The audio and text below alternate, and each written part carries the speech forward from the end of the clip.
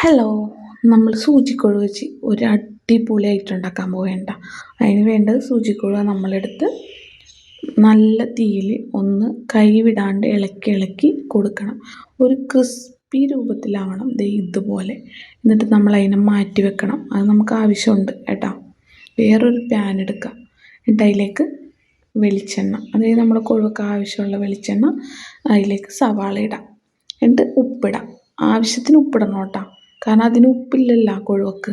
പിന്നെ തക്കാളി, പിന്നെ പൊടികളായിട്ട് നമ്മൾ മുളക് പൊടി, മഞ്ഞൾപ്പൊടി, കുരുമുളക് പൊടി, വേപ്പില ഈ സമയത്ത് ഇടാം, പക്ഷെ നമ്മുടെ കയ്യിലില്ല. എന്നിട്ടിങ്ങനെ നന്നായിട്ട് ഇളക്കി യോജിപ്പിക്കാം. മൂടി വെച്ച് ഒന്ന് വേവിച്ചെടുക്കും, പച്ചക്കുത്തൊക്കെ പോണവരെ. ശേഷം നമ്മൾ മാറ്റി വെച്ച കൊഴുവ് ഇതിലേക്ക് ആഡ് ചെയ്യാം. എന്നിട്ട് നന്നായിട്ട് ഇളക്കാം. ഇളക്കി ആ മസാലയൊക്കെ എല്ലായിടത്തും പിടിക്കണം. എന്നിട്ട് നമ്മൾ ഈ ഒരു രീതിയിൽ തട്ടിപ്പൊത്തി വെച്ചിട്ട് തീ ഓഫ് ചെയ്യാം കേട്ടോ. ഈ സമയത്ത് നമ്മൾ ചൊറുക്ക് ഒഴിക്കും. ഒരു അര സ്പൂൺ ചൊറുക്ക് നമ്മൾ ഒഴിച്ചിട്ട് അതിനെ നന്നായിട്ട് ഇളക്കി കൊടുക്കും. ഇത് എനിക്കൊരു ഇൻസ്റ്റഗ്രാം പേജിൽ നിന്ന് ഞാൻ കണ്ടതിട്ട് ചെയ്യണ ഒരു റെസിപ്പിയാണ് കേട്ടോ.